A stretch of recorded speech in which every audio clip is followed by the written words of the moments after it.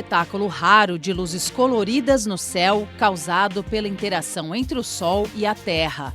A maior tempestade solar dos últimos 20 anos provocou um acontecimento incomum no nosso planeta. As auroras boreal e austral, que acontecem nas regiões polares, foram registradas em outros lugares. No hemisfério norte, a aurora boreal foi vista desde os Estados Unidos, México até a Europa.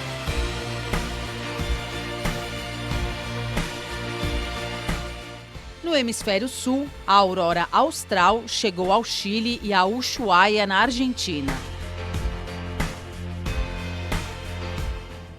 A tempestade solar, agora em maio, foi considerada severa, o segundo nível mais alto na escala do NOAA, o Serviço Meteorológico e Atmosférico norte-americano. Ela foi resultado das partículas eletromagnéticas emitidas nas explosões da massa da coroa do Sol, que é a camada mais externa da estrela. Essas partículas, compostas por prótons e elétrons, chegam até o nosso planeta. Interferem no campo magnético terrestre, gerando as auroras boreal no norte e austral no sul, com a formação de efeitos visuais coloridos no céu.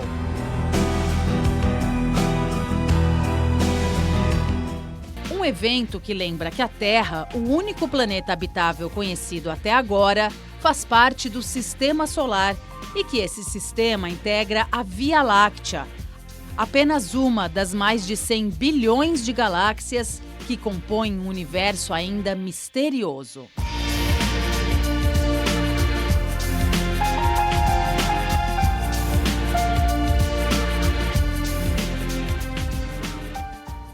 Está no ar o Repórter Eco, com informações sobre os impactos da emergência climática, a mudança de hábitos dos animais silvestres e os 40 anos de expedições da família Schurman.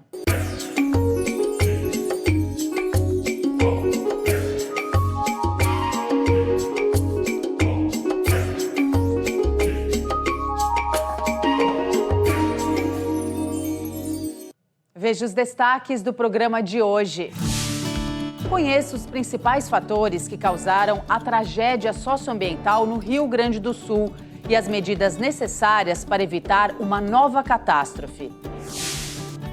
Estudo mostra que alguns bichos do Cerrado e da Mata Atlântica mudam de hábitos para sobreviver ao contato com os humanos. E os Schurman viajam há 4 décadas pelos mares e oceanos em busca de soluções para a poluição especialmente causada pelo lixo plástico.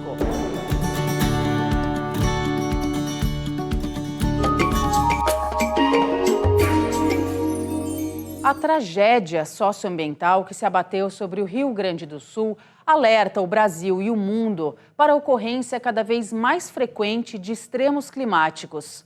Cientistas e ambientalistas, como Márcio Astrini, do Observatório do Clima, não têm dúvida.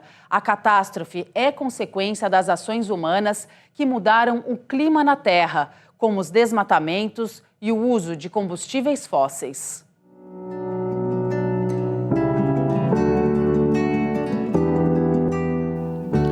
A cada catástrofe ambiental, um susto. Enchentes no Rio Grande do Sul, maio de 2024. Mortos, feridos, desalojados. Animais em luta pela vida, como o cavalo caramelo, o novo símbolo do aquecimento global. Também foram registrados ciclones e tremores de terra. Como alertam os cientistas há décadas, estamos em emergência climática. E esses eventos extremos são cada vez mais fortes e frequentes. Devastação no litoral norte de São Paulo, fevereiro de 2023. A chuva caiu sobre os desmatados morros de Mata Atlântica, penetrou sem resistência no solo. Vieram os deslizamentos e as mortes de gente, bichos, sonhos. Amazônia, outubro de 2023, uma das piores secas da história. No Amazonas, o Rio Negro chegou ao menor nível em 121 anos. Comunidades ribeirinhas ficaram sem peixes, à beira-rio, passaram sede. Olhe para o mundo, recordes de temperatura em todos os lugares. Os 9 anos mais quentes da história da humanidade foram os últimos 9. Os oceanos eles estão batendo recorde de temperatura todos os dias há mais de 12 meses. Nós temos degelo recorde nos polos, no Ártico e na Antártida. Para a ciência, não restam dúvidas. As ações humanas aceleram e intensificam processos naturais que ocorreram ao longo de toda a história do planeta. O aquecimento da atmosfera vem do excesso de CO2, com o uso, por exemplo, de petróleo e carvão. Mas mesmo diante de todos os alertas, a humanidade, ou pelo menos parte dela, que tem recursos, continua agindo no automático. Destruímos regiões naturais, consumimos demais, geramos toneladas de lixo, poluímos continentes e oceanos. No Rio Grande do Sul, pesquisadores e ambientalistas denunciaram a negligência na manutenção do sistema anti-enchentes da capital, Porto Alegre, à beira do Lago Guaíba. O governo do estado e deputados estaduais alteraram 480 normas do Código Ambiental. Foi sancionada a lei que flexibiliza regras ambientais para a construção de barragens em áreas de preservação permanente, aquelas em que a vegetação tem que ser mantida para minimizar as consequências das enchentes. Isso acontece em diversos lugares com diversos governadores. Agora, o digno seria essas pessoas dizerem o seguinte: erramos, não demos a importância e não vamos repetir isso, e que sirva de exemplo. Essa é a lição mais cara que existe, porque é paga com a vida dos outros. E enquanto a cheia histórica no sul do país assombra o mundo, deputados e senadores votam pela destruição da política socioambiental. Uma delas, só para a gente ter uma ideia, diminui a área de proteção da Amazônia. Em outras palavras, libera desmatamento na Amazônia. É uma área que equivale a 30 vezes o tamanho do desmatamento do ano passado. Tem um outro projeto de lei que deixa sem proteção 30% do bioma Pampa. Essa mesma lei deixa sem proteção 50% do Pantanal, que perdeu 1/3 da sua vegetação há 2 anos. Incêndios sem proporção, nunca vistos antes. O clima já mudou, os nossos políticos não. Ou a gente mudar esses políticos. Não dá mais para esperar, a gente não tem mais tempo. Sem prevenção e investimentos para adaptar as cidades, a tendência é gastar muito dinheiro público na hora que a catástrofe vem, o que é fundamental para socorrer as vítimas, mas não resolve a raiz do problema. Pode piorar e muito se a gente não deixar o uso de combustíveis fósseis e não parar com o desmatamento. A gente tem, por exemplo, ter sistemas de alertas em regiões em que é muito iminente a crise climática ou um evento climático extremo. Nós temos isso em Petrópolis, por exemplo, mas nunca tivemos isso no Rio Grande do Sul. Nenhum orçamento, nenhum decreto, nenhum projeto de lei vai fazer chover menos. Não é disso que a gente está falando. O que nós estamos falando é de que, dado o problema, você precisa pelo menos treinar as pessoas, as populações, ter um plano de evacuação, ter o máximo que a engenharia pode oferecer de solução aplicado nesses lugares. Cada gesto de minimização salva vidas. Alguns países podem inspirar mudanças. O Japão tem um sofisticado sistema anti-enchentes, com túneis subterrâneos para armazenar água. A Holanda criou uma imensa barreira para proteger o país, que tem 1/3 do território abaixo do nível do mar. A China investe na aplicação do conceito de cidades esponja para infiltrar a água no subsolo e retardar o escoamento para os cursos d'água. Coberturas verdes nas construções, hortas urbanas, parques alagáveis, pavimentos permeáveis. Um conjunto de medidas para prevenir enchentes. No Brasil, é preciso manter de pé a maior floresta tropical do mundo. A Amazônia distribui chuvas para o plantio de alimentos no Brasil, distribui chuvas para as hidrelétricas que geram mais de 80% da energia que chega à nossa casa. As chuvas da Amazônia abastecem os reservatórios das grandes cidades, principalmente no sul e no sudeste. A Amazônia estoca uma quantidade de carbono, e carbono é um dos principais gases que causam toda essa crise do clima e sequestra uma quantidade de carbono que equivale a 5 vezes as emissões globais do planeta inteiro. O Brasil tem vento e sol de forma invejável para dizer para o mundo, olha, é assim que se faz, é assim que se gera energia. Ele pode, em uma tacada só, acabar com o desmatamento e promover uma série de soluções também para ser exemplo ao redor do mundo.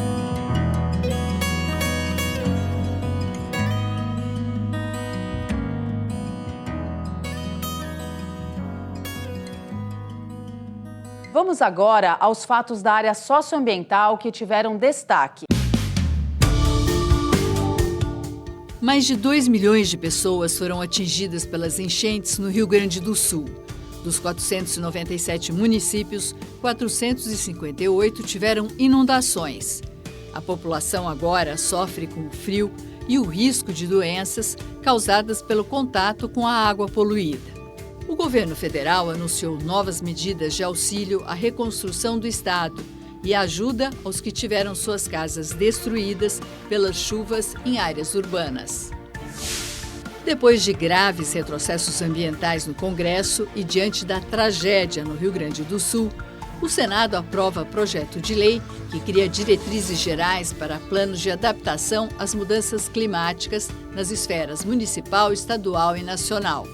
Como a proposta foi alterada, o projeto agora retorna para votação na Câmara dos Deputados. Relatório do Instituto Socioambiental alerta que 98% dos quilombos do Brasil estão ameaçados por obras, mineração e pelo agronegócio. A ONG sugere o cancelamento urgente de cadastros de imóveis rurais e pedidos de mineração em áreas próximas das comunidades tradicionais. Logo mais, você acompanha aqui no Repórter Eco. Pesquisa comprova que animais silvestres do Cerrado e da Mata Atlântica mudam de comportamento para se proteger da proximidade com os seres humanos.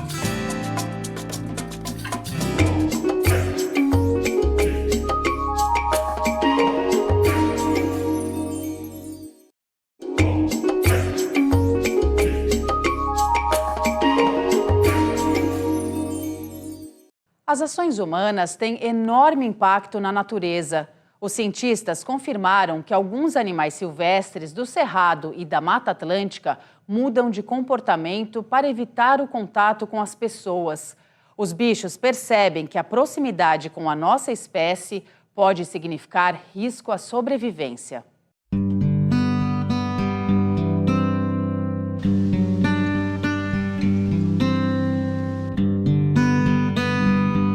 Agricultura, estradas, presença de cães domésticos.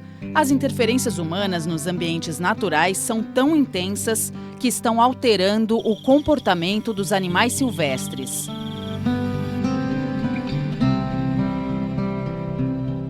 A informação é de um estudo da Universidade de Manchester, nos Estados Unidos, e do Laboratório Ambiental de Ecologia e Conservação da USP de Ribeirão Preto, interior paulista, com o apoio da FAPESP. A pesquisa, publicada na revista científica Global Ecology and Conservation, faz parte de um amplo projeto iniciado em 2012 com o tamanduá-bandeira, na região nordeste do estado de São Paulo. A maior parte dos municípios aqui dessa região nordeste de São Paulo tem menos de 10% de vegetação nativa. A intenção principal era saber qual a proporção da paisagem ainda é ocupada por tamanduá-bandeira, que é uma espécie icônica, ameaçada de extinção, não é? E é até surpreendente que ele ainda esteja aqui nessa região.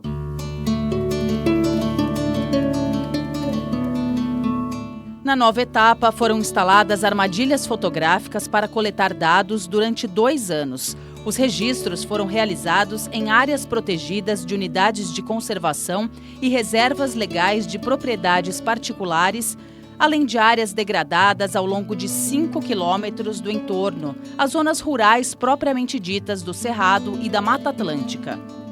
A gente usou armadilhas fotográficas, sorteando pontos a cada 200 hectares com uma armadilha fotográfica que ficou operando durante 30 dias em média. E a gente então colecionou um esforço de cerca de 6.000 armadilhas dia em 208 pontos. Os pesquisadores selecionaram 6 espécies de mamíferos de diferentes funções ecológicas para compor as análises. A gente pegou um predador de topo de cadeia trófica, que é a onça parda, um outro predador menor, que é a jaguatirica, a gente pegou o próprio tamanduá-bandeira, que é um mirmecófago, né? A gente pegou a cutia, que é um frugívoro dispersor de sementes, e a gente pegou um veado, bastante comum aqui, o veado catingueiro, e a gente pegou também um cachorro do mato, que é uma espécie bastante generalista. Os resultados mostraram que 5 das 6 espécies analisadas apresentaram mudanças de comportamento, como padrões de caça e reprodução em áreas não protegidas ou próximas de ocupação humana. O primeiro grupo de resultados foi comparar a atividade desses animais, dessas espécies, dentro e fora de áreas protegidas. E aí, então, a gente fez essa primeira análise para saber se essa distribuição de atividades ela é diferente quando o animal está dentro ou quando o animal está fora de área protegida. O que a gente notou, via de regra, é que dentro das áreas protegidas, os animais têm o seu comportamento mais próximo do que é descrito na literatura. Quanto mais antropizada, vamos dizer assim, é a paisagem, mais transformada ela é, mais noturno é o animal. Os pesquisadores também quiseram entender quais fatores humanos mais pressionam as espécies nesses locais. O grau de proteção, propriamente dito, é o grande fator que modifica essa atividade, mas também a quantidade de vegetação nativa. Então, quanto mais vegetação nativa, seja ela cerrado, seja ela Mata Atlântica, mais natural é o comportamento do animal. E para algumas espécies, como o tamanduá-bandeira, surpreendentemente, ele respondeu mais fortemente à presença de cães domésticos. E, por fim, o quarto e último grupo de resultados foi comparar a abundância relativa, para saber onde tem mais, onde tem menos desses bichos, de novo, dentro e fora de áreas protegidas, e a gente percebeu que tem diferenças aí para pelo menos 3 espécies. O tamanduá-bandeira foi 2 vezes mais abundante dentro de áreas protegidas, a cutia cerca de 3 vezes mais abundante dentro de área protegida. Os cientistas ainda não sabem ao certo quais as consequências das mudanças nesses padrões de comportamento, mas já entendem alguns impactos. Animais diurnos passam a sair à noite e podem ter menos chances de encontrar alimentos porque não estão acostumados, e mais dificuldade de se reproduzir, o que ao longo do tempo poderá comprometer as populações. Um predador que deixa de encontrar uma presa em determinado horário vai ter que encontrar alternativas de presa, né? Então a gente chama disso de uma interferência nas cascatas tróficas, né? Ou seja, você altera a relação predador-presa, né? Ou beneficiando a presa ou beneficiando o predador, e com isso tem repercussões em toda a rede trófica. As soluções são as clássicas, né? Que está todo mundo cansado de ouvir. A principal delas é aumentar a área ou aumentar a eficiência, né, a efetividade das nossas unidades de conservação. Nada substitui unidade de conservação. Nada.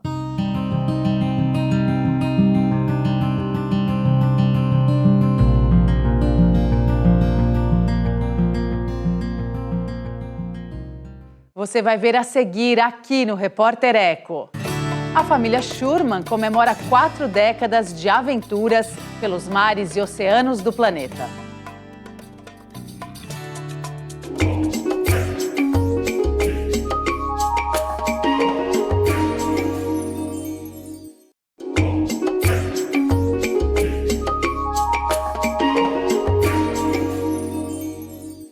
Os Schurman celebram os 40 anos da primeira família a dar a volta ao mundo a bordo de um veleiro. Os navegantes seguem na expedição A Voz dos Oceanos. A iniciativa tem o apoio da ONU na busca por soluções para o controle da poluição dos mares, causada principalmente pelo lixo plástico.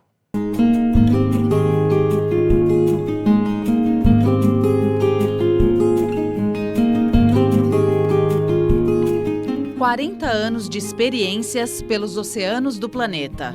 3 voltas ao mundo a bordo de um veleiro e uma 4ª viagem iniciada em 2024.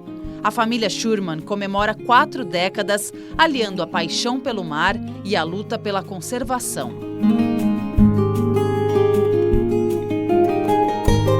Em 74, nós tiramos umas férias, Vilfredo e eu, fomos para St. Thomas, no Caribe, e lá nós velejamos pela primeira vez. Saímos de manhã cedo com o barco e o momento que aquele veleiro levantou aquelas velas e o barco começou a deslizar, só com o ventinho, as ondas batendo no casco, aquilo foi amor à primeira vista. E aí começou toda a nossa vida, muito planejamento, aprender a velejar, a economizar para ter um dinheiro para comprar um barco pequeno para começar. E vendo o David engatinhando pequenininho, nós falamos, o dia que o David fizer 10 anos, nós vamos sair para dar uma volta ao mundo.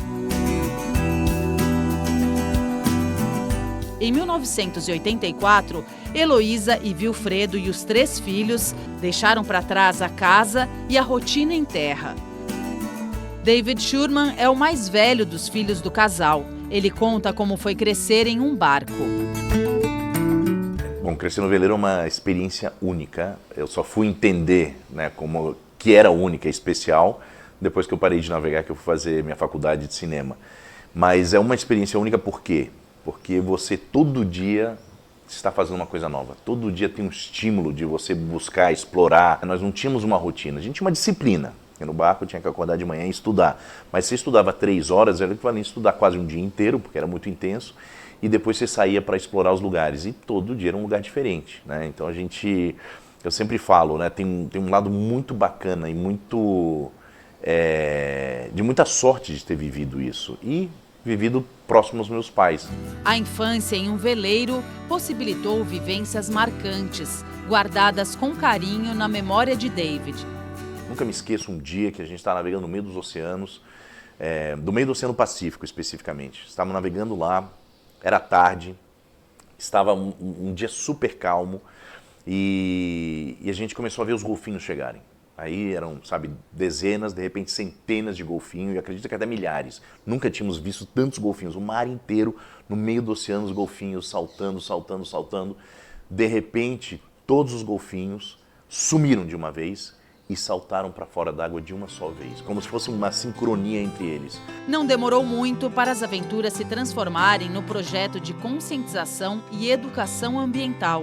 A iniciativa Voz dos Oceanos alerta a sociedade sobre as ameaças causadas pela poluição plástica aos ecossistemas marinhos e às pessoas.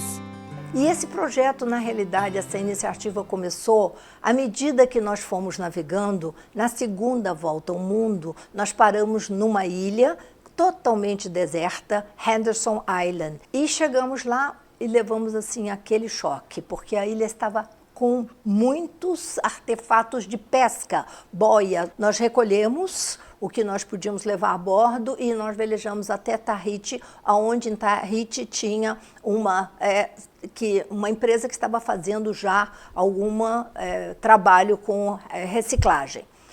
E isso já nos deixou um tanto quanto assustado. Isso foi em 1997. A primeira etapa da expedição Voz dos Oceanos, que conta com o apoio do Programa da ONU para o Meio Ambiente, começou em 2021 e durou pouco mais de 2 anos. Os desafios da iniciativa e da expedição Voz dos Oceanos é fazer com que as pessoas se conscientizem cada vez mais da necessidade da gente mudar os nossos hábitos do dia a dia. Quando eu falo mudar os hábitos do dia a dia, é fazer com que as pessoas entendam que o oceano está num estado crítico. Percorremos 100 lugares, paramos em rios, mangues, praias e em todos eles nós encontramos plásticos ou microplásticos. O projeto atua em outras 4 frentes: científica, artística, de inovação e de comunicação. Depois de uma pausa no Brasil, a viagem da família Schurman continua no segundo semestre de 2024. Nós vamos ter um barco no litoral do Brasil que vai percorrer a costa do Brasil fazendo programas científicos também e programas de educação ambiental, programas de conscientização na costa do Brasil, de 2024 e 2025, com outro veleiro, e saímos para a etapa com o nosso veleiro, que está lá na Nova Zelândia, para o norte do Pacífico e indo para a Ásia e depois o Oceano Índico e voltando para o Brasil em 2025. Nós queremos entrar aqui para transformar. Eu quero ver na minha vida, até o fim da minha vida, o oceano voltando a ser o que eu vi quando eu era jovem. Nós criamos a Voz dos Oceanos, a Voice of the Ocean, para realmente a gente poder retribuir para esses oceanos que têm dado para a gente assim, um mundo maravilhoso de experiências, culturas, né, de conhecer pessoas, mas para dar para esses oceanos uma preservação e também deixar um legado para o futuro.